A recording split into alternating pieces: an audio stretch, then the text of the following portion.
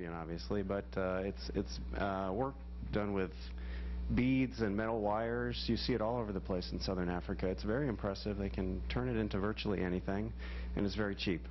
So I picked up quite a few nice pieces, but you can pass these around here. Do they have a lot of actual scorpions there? Not to my knowledge.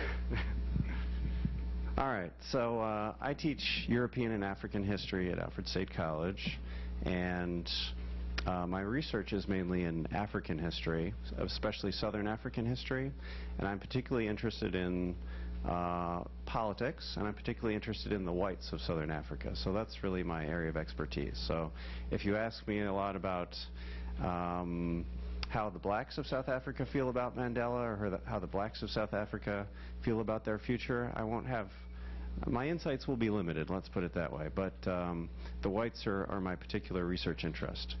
So I'm here because in June and July of 2013 I took a trip to Southern Africa, and I'm going to first orient you to where I went. So I flew into Durban, which is a major port city in South Africa. I spent most of my time in South Africa, but I got around a little bit, as I'll show you. So I'm going to show you some pictures of my cousins. I have some very distant white cousins in South Africa, which I didn't even knew I had a few years ago, but this is fortuitous because I study South African history and I'm particularly interested in the whites of Southern Africa. So the opportunity to get to know them and to speak with them and to see how they feel about Mandela, among other things, was fascinating. And I got to stay with them. I'll show you a different map, but to make a long story short, they live close to Durban. So I flew into Durban and I stayed with some cousins for about 2 weeks, and we made a side trip to Lesotho, which is right here. And then what I did is I sort of set off on my own. I took a bus up to Johannesburg and Pretoria. Johannesburg is the biggest city in South Africa. It's kind of their New York City, their economic hub. And I spent a couple weeks in Johannesburg and Pretoria. Pretoria is the capital, and that was fascinating. And then what I did is I took a bus over to that city there, and there are about 4 different ways to pronounce it, but I think the most authentic is Gaborone, and it's the capital of Botswana. And in Botswana I gave a paper, and I won't bore you with all the details, but it was about Zimbabwean history. And so quite logically I wanted to go to Zimbabwe as well. But anyway, I gave my paper in Gaborone, and then I came back to Johannesburg and Pretoria, and I went all the way up on the bus to Harare, the capital of Zimbabwe. Zimbabwe used to be known as Rhodesia, and when it was Rhodesia, the capital was known as Salisbury. But anyway, because the paper that I had recently written and given was about Zimbabwe, I really wanted to go there, but I was nervous because they were about to have an election in Zimbabwe. And election time is a tense time in Zimbabwe, and bad things can happen. And in particular, foreigners are not necessarily a welcome presence at that hour. But I decided, you know, I'm in Southern Africa. I'm fascinated by this region. I really want to go, so I did. And I'm glad I did because it worked out well. Everyone was friendly. I was told all sorts of horror stories about crumbling infrastructure, and it, you know, it turned out to be quite a pleasant place, and I enjoyed it. So I spent a few days in Harare. Then I came back to Johannesburg, and then back to Durban. And then the last part of my trip, I was backpacking, which means that I was staying at various hostels, basically, along the coast of South Africa all the way to Cape Town, and there was a bus that took me from hostel to hostel. And that part of South Africa is very beautiful. But anyway, eventually I got to Cape Town, and it turns out that I have another set of cousins in Cape Town, so I stayed with them, and that was fascinating too. And then I came back to Durban, and I came home. So that's the rough route that I took. And all this took about 2 months. So here's a bit of a closer look at South Africa itself. And what I want to draw your attention to is KwaZulu-Natal, because the most time that I spent in South Africa or the largest amount of time that I spent in South Africa was in KwaZulu-Natal, and that's where the cousins were that I met first when I arrived there and who I stayed with right before I left as well. So this is KwaZulu-Natal, and if we look just a little bit closer, this is the whole province of KwaZulu-Natal, and this is Durban, which is a big port city. If Johannesburg is their New York City, then Durban is their Miami. A little bit more tropical, popular holiday destination, great beaches. But my relatives live here in Pietermaritzburg, which is the capital of KwaZulu-Natal and the second largest city in the province. And it's quite a lovely city. I would say in terms of size, it might be similar to a city like Rochester.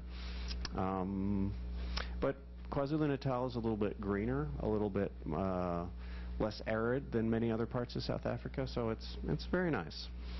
But anyway, another thing that I'll show you a little bit later is in Howick, which is right here.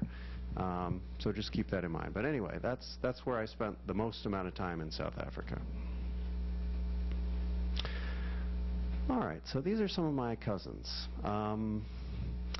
So when I will get around to talking about Mandela again, in particular, I'll be sharing with you the impression of Mandela that I got from spending time with white South Africans, because I frankly spent a lot more time with white South Africans than with black South Africans. But anyway, these are some of my cousins, and you can see they're very welcoming and friendly, which is very nice. All right. You can probably guess what this is. Can anyone guess? Yeah. What's that? Absolutely, yes, of course. So this is Robben Island. Mandela spent 27 years in prison, and 18 of those years were on Robben Island. And this is the cell that he stayed in. And you can see it's small. It's very prison-like. It was an interesting experience going to Robben Island. It's sort of, it's one of the main things that tourists do when they go to South Africa. Everybody has to go to Robben Island and see where Nelson Mandela was imprisoned. And it is interesting.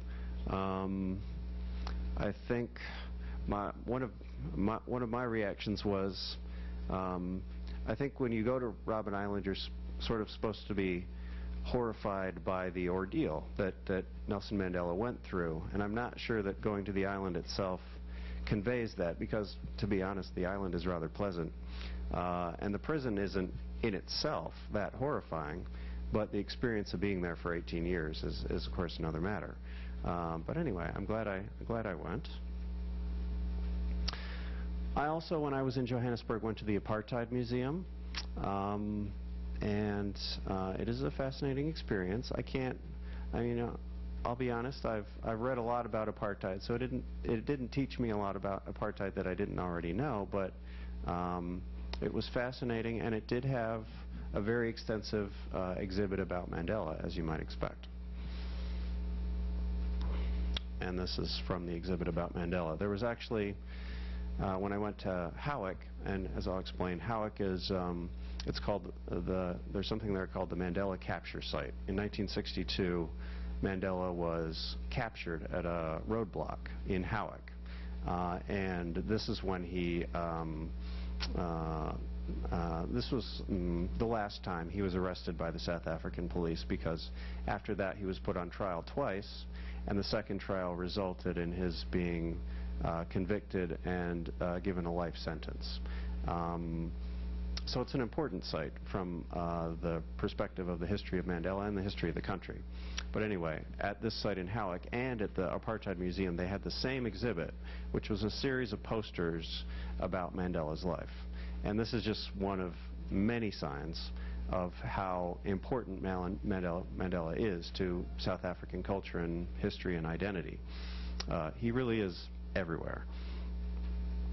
All right, now, to illustrate the fact that he is everywhere, here he is at the most opulent shopping mall in South Africa. What used to be called Sandton City is now, well, I don't actually know what they renamed the shopping mall, but anyway, Sandton Square, which is right next to the shopping mall, is now Nelson Mandela Square, and they put, as you can see, a gigantic bronze statue of Nelson Mandela here. Now, Nelson Mandela is a complicated man, and he has a complicated history. For many years, to whites, he was known as a communist and as a terrorist. And if you look into his history, there are ways in which he was an advocate of something that resembles terrorism. And there were times at which he was cooperative with the South African Communist Party, and as we now know, he was a member of the South African Communist Party. So obviously he underwent a series of transformations throughout his life, but you have to wonder what this former quasi-Marxist revolutionary thought about being honored with a giant bronze statue next to the largest shopping mall in South Africa. But, you know, his career took many interesting twists and turns. I guess we could say that for sure. All right, now this is at Kirstenbosch Gardens. These are the most famous and very lovely botanical gardens in South Africa. They're in Cape Town. And here is a bust of Mandela. It's hard to put into words the role that Mandela plays in South African culture, because there's really no American equivalent. Someone has suggested that Mandela is kind of like George Washington and Abraham Lincoln rolled into one, because he's both the founder of the country and the liberator of the country. Okay, well, that's fair enough, but it really doesn't convey the role that he plays, because the role that he plays is much more immediate and powerful than that.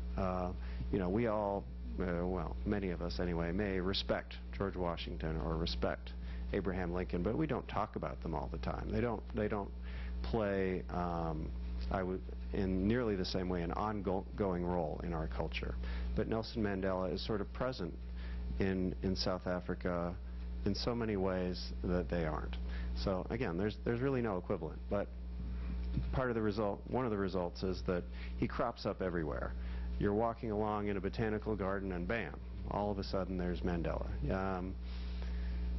If I were Nelson Mandela, I think, and I think he did express this, some of this hero worship might get rather tiresome, and you might remind people from time to time that you're not a god, you're just a man, and you might tell them to relax a little bit. Be that as it may, he is a figure of enormous importance in South African culture, and one of the things that makes him so unique is that he is a figure that everyone can rally around, and that's a remarkable achievement in a country that's as divided as South Africa. Again, I can't tell you a lot about how blacks feel about Nelson Mandela, but I think we can extrapolate that they like him quite a bit. But I can tell you that every white person that I talked to in South Africa who expressed an opinion about Nelson Mandela had nothing but nice things to say about him, and viewed him as a figure who promoted reconciliation. To blacks, I think Mandela is the man who, more than anyone else, freed them from apartheid. And to whites, Nelson Mandela is, more than anything, the man who saved them from retribution and who protected them and promoted reconciliation between them and between the majority of the population. So they view him as a savior as well, but for completely different reasons. Be that as it may, the feelings are overwhelmingly positive. And again, if you know anything about the history of Mandela and how hated he was by various groups in the decades before he became president, that's amazing. It's an amazing transformation. All right. None of you are laughing. That's unfortunate, because this is actually a funny joke. If you knew a lot about South African history, you would know that Jan Smuts was the last white prime minister before apartheid in South Africa. So apartheid began in 1948, and Jan Smuts came before that, and he was defeated in 1948 by Daniel Malan, who instituted apartheid. Hendrik Verwoerd was the architect of apartheid. He was a very important figure in Malan's cabinet, and he later became the head of the apartheid government at its height, you might say, in the golden age of apartheid in the 1960s. So when you are looking at the intersection between Jan Smuts Avenue and Hendrik Vervoort Drive, you are looking at an important junction in South African history. One of the most interesting things to me in visiting a place like South Africa is gauging what has changed and what has not changed. And you might think that one of the first things that would change is, say, the name of Hendrik Vervoort Drive. That the new government might want to erase the memory, or certainly not celebrate the memory of people like Hendrik Vervoort. You might think that, but you'd be right in some cases and wrong in others. It's very interesting which street names, place names have changed and which haven't. But anyway, it was surprising to me to see a Hendrik Vervoort Drive, but it's still there. All right, just in case you're tempted to think that South African history is all about Nelson Mandela, there are other heroes that South Africans look to, and one of them is Gandhi.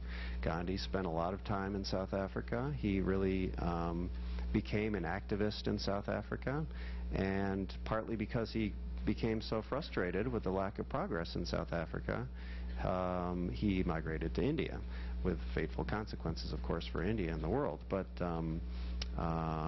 if you go to the Constitutional Court in South Africa, which is on the grounds of what used to be a very important prison, you'll find a museum, and there you can learn about the fact that Gandhi was imprisoned in that prison.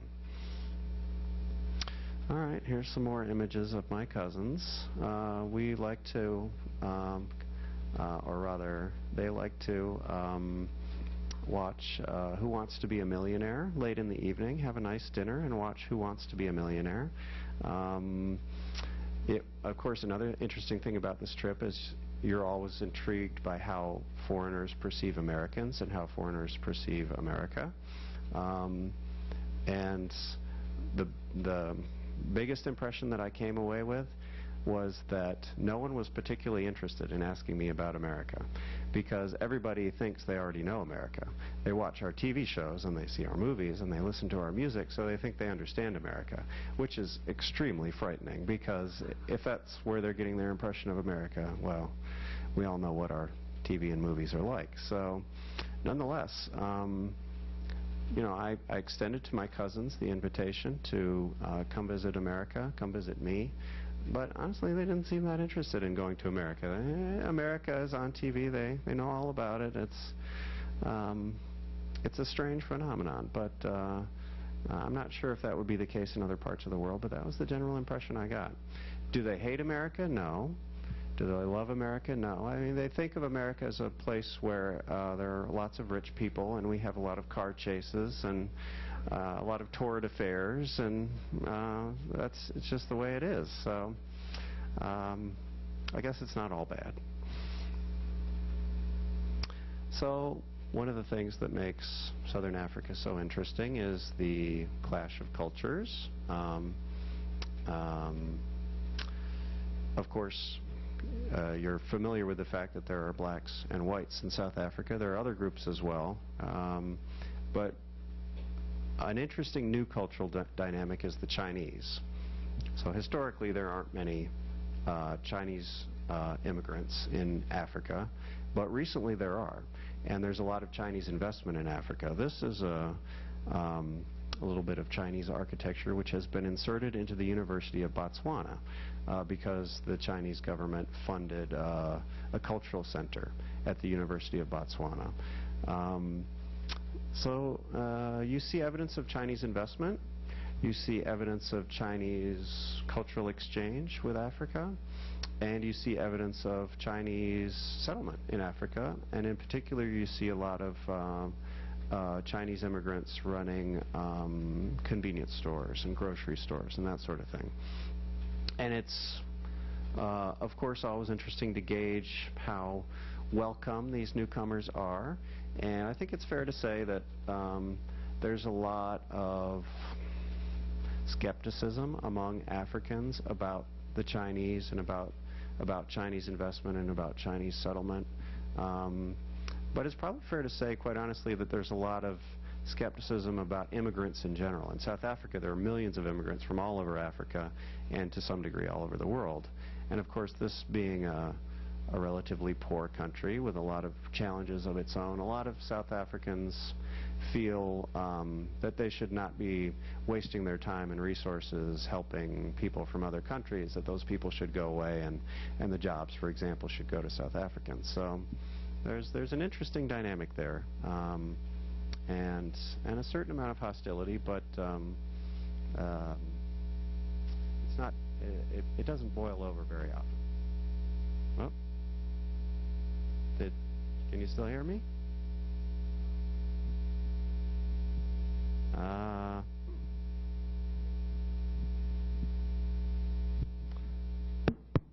Hello? Oh, okay. All right, that's better. All right.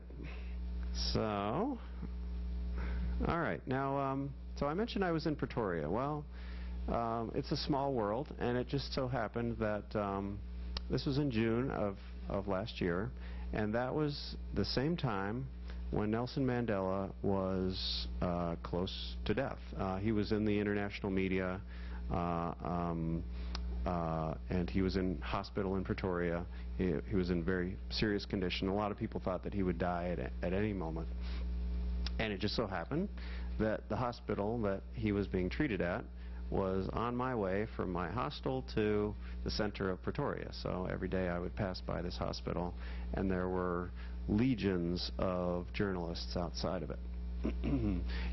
You probably recall that he didn't die in the summer of 2013. He lingered until December of 2013. But this was an interesting moment because a lot of South Africans were very anxious about what would happen when he died. And there was some speculation, especially among the whites, that his death, since he was a symbol of reconciliation, his death would sort of open the floodgates of vengeance towards the whites, and some whites expected to be massacred as soon as he died. And I think those fears were clearly somewhat exaggerated. But there's a lot of speculation about what will come next. Maybe I'll save that for when I'm done with the pictures. But anyway, this is the hospital where Nelson Mandela was being treated in Pretoria. This is kind of symbolic. This is an Afrikaner, a dejected Afrikaner at the Paul Kruger Memorial in Pretoria. So the whites in South Africa are divided into two groups. There are the English-speaking whites and the Afrikaans-speaking whites. And the Afrikaans-speaking whites are called Afrikaners, and they speak a language which is very similar to Dutch.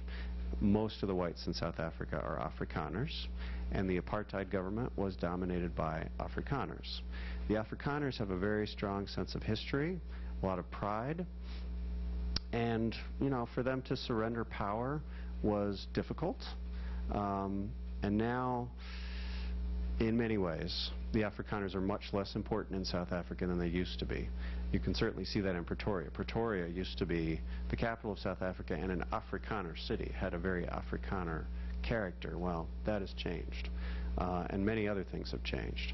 So I thought this was sort of symbolic of the depressed nature of many Afrikaners confronting this new diminished role in society and government, and it's something they're still getting used to, or which perhaps they'll never get used to.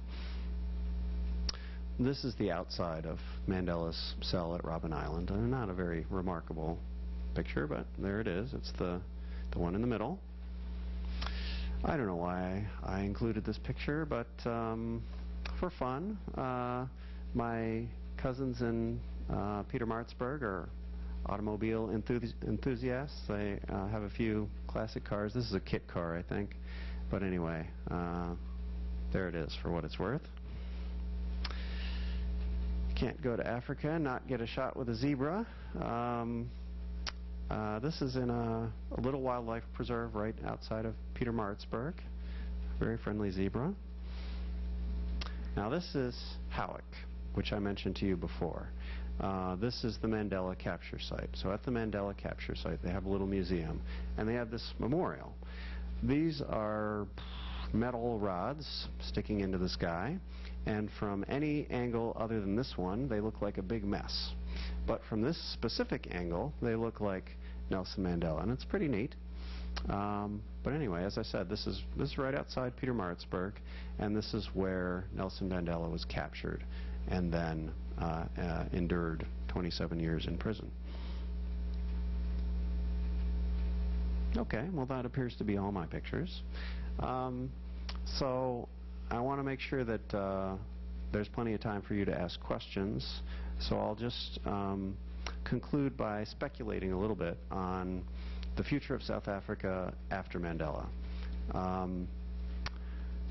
So if you had asked the question in the 1970s or 1980s, what will South Africa be like once it has majority rule, you would probably have given a fairly pessimistic answer, because a lot of sub-Saharan Africa at that time was experiencing lots of political instability, lots of poverty, economic contraction. Much of sub-Saharan Africa in the 1970s and 80s was a mess. But today, the picture is somewhat different. A number of countries in southern Africa have made a lot of progress.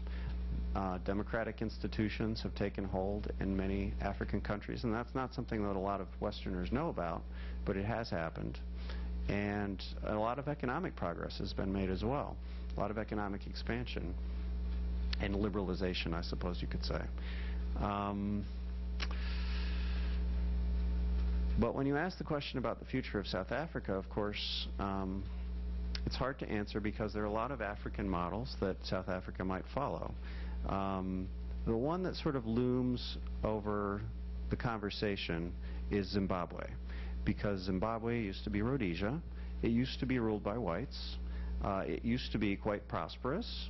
And then it experienced the transition to black majority rule, and for a while things seemed to go very well. The economy held up nicely. There was some degree of pluralism in the political situation. But around the year 2000,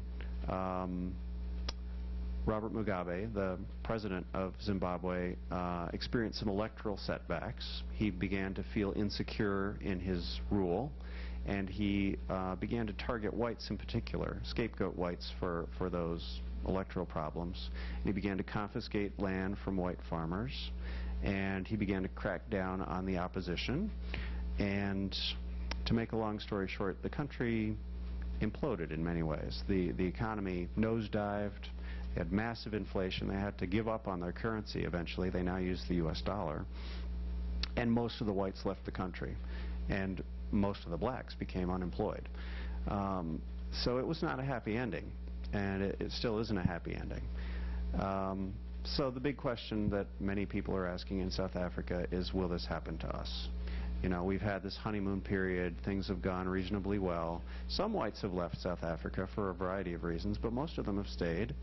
And the country has not had massive economic growth, but it's had modest growth. Things in South Africa after the end of apartheid turned out a lot better than many people expected. But that doesn't mean that that will continue, of course. So if you want my opinion, and I guess that's what I'm here for, I think there are basically three possibilities for South Africa, and I think, in my view, they are all about equally likely. The first possibility is the worst case scenario, and that is essentially the Zimbabweification of South Africa. It becomes a dictatorship of some kind. The economy has a meltdown. Most of the whites leave.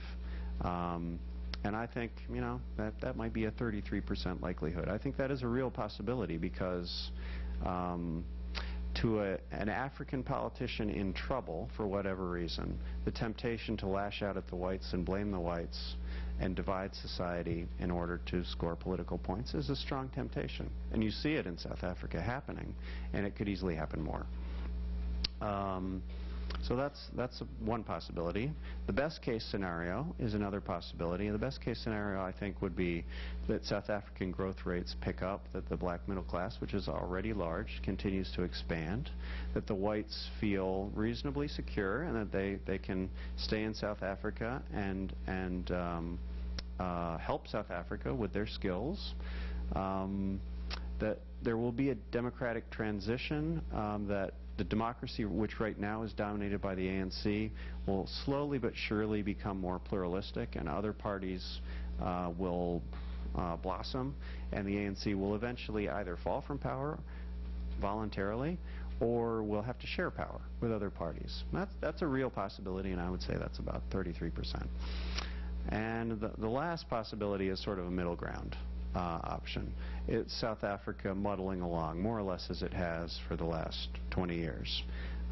Again, the situation in South Africa today is not great, and it's not terrible. Economy is growing. Most people have jobs, but a huge number of poor people, and black people in particular, don't. Nonetheless, they are assisted by many government programs to help the poor. Crime is high, but it's not so high that most people can't find a way to live with it. The political system is democratic. There are multiple parties, and yet one party basically controls the levers of power and will for the foreseeable future. You know, that's sort of middle ground solution, which is also, it could continue for another generation. Who knows?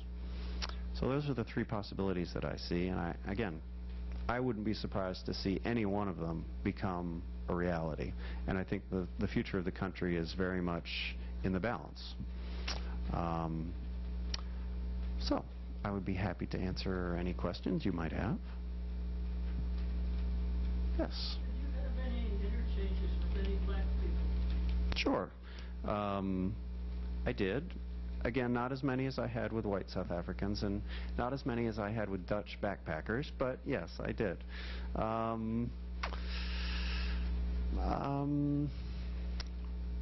you asking if I got any overall impression from them, or? Anything you want to tell us?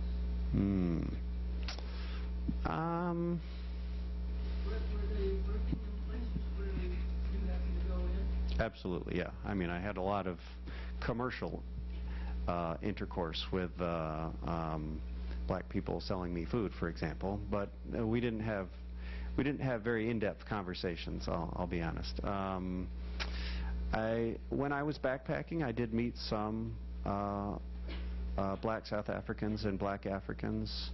For whatever reason, some of the black Africans who stick out in my mind were Zimbabweans. There are millions of Zimbabweans who live in South Africa because they've fled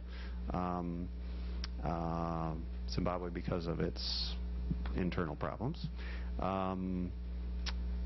Probably the most racist thing that I heard anyone say in South Africa was something a black person said about black people. She was Zimbabwean, and she said she would never work for a black person because white people are much more reliable and efficient. Which, you know, well, that's interesting. But I can't speak a lot to how black people are processing their situation, because I simply didn't spend a lot of time with black South Africans. Yes? Are your cousins typical of the white population? What do they think of current conditions? What do they do? Those are great questions. So I, being interested in the white experience in South Africa, wanted to know that, of course.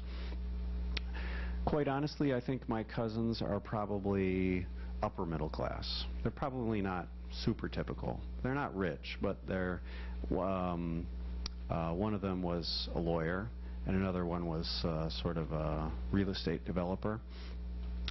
And the wives, for the most part, were housewives. So they're probably not typical. They're probably a little bit wealthier than average. How do they feel about the situation? I think I suspect they wouldn't disagree greatly with the analysis that I just gave. I think they would all be somewhat ambivalent. There's a lot of negativity. There's a lot of criticism of the government. There's a lot of carping about corruption and crime, and not uncommon to get comments about how things used to be. You know, the roads used to be nice and smooth, and this area of town used to be safer, and so you get some nostalgia like that. I would say almost without exception, the whites are against the ANC government. They don't support the government, and they vote for usually the Democratic Alliance, which is the main opposition party. And I would say, if I had to generalize, that their expectations for the future are more negative than positive. Many of them think about leaving the country. Many of them have an exit strategy. I met one white person who said his family always has their bags packed. They are literally ready to go to the airport at any time and to abandon their homes and their home and possessions and everything, which is kind of an extreme case. But others, many of them have set up citizenship in other countries so that they can easily get out if they want to. Many of the young people do actually leave, and they get jobs elsewhere, but sometimes they come back. Quite a few white South Africans leaving and quite a few coming back. So I think it's probably fair to say that they don't have high expectations, but they really love the country and they really don't want to leave, and so in their more optimistic moments they can see that there could be some hope, and they're perhaps grasping for it. But I think they have some pretty ingrained attitudes about what it means to have a black government in Africa, and it would be hard to dissuade them that to look positively to the future. You have a question? All right. Well, good for me. Yes? Okay, so the big current event right now in South Africa is Free Trial, right? Ah, yes. So, in the United States, they equate the Pistorius trial to the exclusive trial. Right. Now, do you see or envision any kind of backlash coming out of this trial for white people and blacks in South Africa? I'll be honest, I don't know a lot about that. And I haven't followed the trial very closely, but what little I know about it leads me to say that the South Africans, how to put this, the South Africans are probably, almost certainly, greatly displeased by the fact that, to the extent that the world pays any attention to them, they're paying attention to this trial about Oscar Pistorius.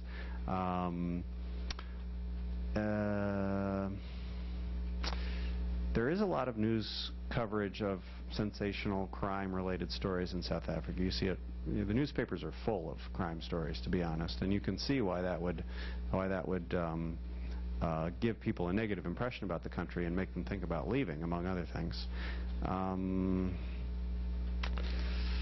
hesitate to answer your question because I don't know a lot about it, but I guess I would say I would think it's highly unlikely that that trial in itself would cause ill feeling between whites and blacks. I mean, there are so many similar stories in their newspapers and on their in their evening news all the time. Crime is a source of some conflict between the races because I would say in general whites fear crime a great deal. My cousins, for example, all live behind security fences, and they mostly have higher security services, and they don't necessarily trust the police to give them an adequate level of security. So it's a major concern. But I think most blacks in the country probably have the impression that whites are exaggerating and whites are complaining. and whites, in fact, are not usually the victims of crime, that most of the victims of crime are black and poor, and that whites should relax, because there are lots of big problems in South Africa, and crime is only one of them.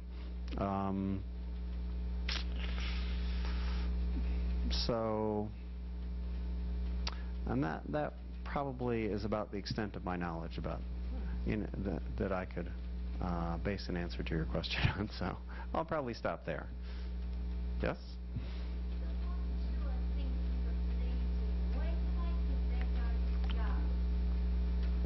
Good question. To the west in various forms. Lots have gone to Australia, but Australia, I think, has gotten a bit tired of them and is making it a little harder for South Africans to go to Australia. Many go to Canada, the United States, UK is a very popular choice. Those would be the principal choices. And it's sort of I think a cross-section of Afrikaners and English-speaking whites who have gone, mostly young people, because it's easier for young people to uproot themselves. But it doesn't seem like it's been that hard for them to find places to go. And maybe 10–15% of the white population has left. But a lot of that happened in the years right after the end of apartheid. The people who just weren't prepared to risk or to deal with that transition left, and I think the rate of emigration has greatly declined. And again, a lot of people who did leave found that the world beyond South Africa wasn't as magical as they expected, and they came back. So, but there's still a steady trickle of whites leaving the country. It seems to you, with the end of apartheid and the renormalization of trade of South Africa, there's been a dramatic increase in inequality between white and black South Africans.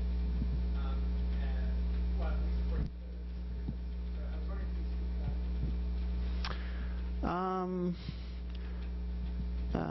It is a very unequal society. I'm not sure I would agree with you that there's been a dramatic increase in inequality between the races, because one of the things that has happened since the end of apartheid is the massive increase in the black middle class. So the overall level of inequality in South Africa is high. It's among the highest levels in the world. And the overall level of inequality between whites and blacks is also high. But what some people would say is that increasingly what you're finding is, well, what you're finding in the United States, that there's increasing inequality, but it's more class-based than it is race-based. You find in South Africa a lot of black people who are wealthy, or who are middle class. But you also find millions and millions of poor people, mostly black, who are really stuck, and whose chances of getting a job of any kind are very, very low, because the economy just isn't producing them. So that has to be a source of disappointment to a lot of South Africans, because they experience these severe sanctions, and that was obviously a drag on the economy, and I'm sure there was an expectation that when the sanctions were lifted, there would be an economic boom. And if you look at the plans of the various ANC governments for the past 2 decades, they've often been optimistic, and they have assumed that there would be this big flow of foreign investment into the country, and there would be growth rates of 5, 6, 7%, and it just hasn't happened. They're more like growth rates of 2 or 3%. And that's okay. It's much like our situation here. It's okay, but it's not going to rescue all those people who are unemployed. So, on the other hand, at the same time you have all these people mired in poverty and unemployment, you also have a pretty aggressive state welfare system that gives grants and helps to provide housing, and has extended electricity and other utilities to people in the townships. So it's a pretty mixed picture. I don't think anyone in South Africa would say it's adequate or it's acceptable. The ANC gets credit for helping a lot of poor people to get access to services and education and other things. But what it really hasn't been able to do is get them jobs. And in some ways, the unemployment situation is worse than it was in the last years of apartheid. So I do think there is at least a degree to which poverty and those economic challenges are less racialized than they used to be. But that doesn't make them any less serious.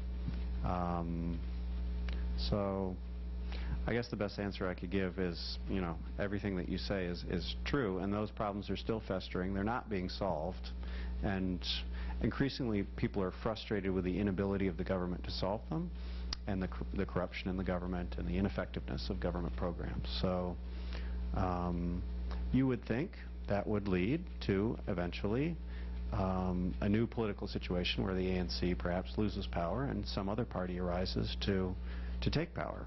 And maybe slowly but surely that is what's happening. But well, there's an election coming up in April, and very few people expect the ANC to lose that election. So for now, they're likely to stay the course, and the course is, as I said, not great and not terrible, but apparently it is for the majority of the people in South Africa, it is acceptable for now.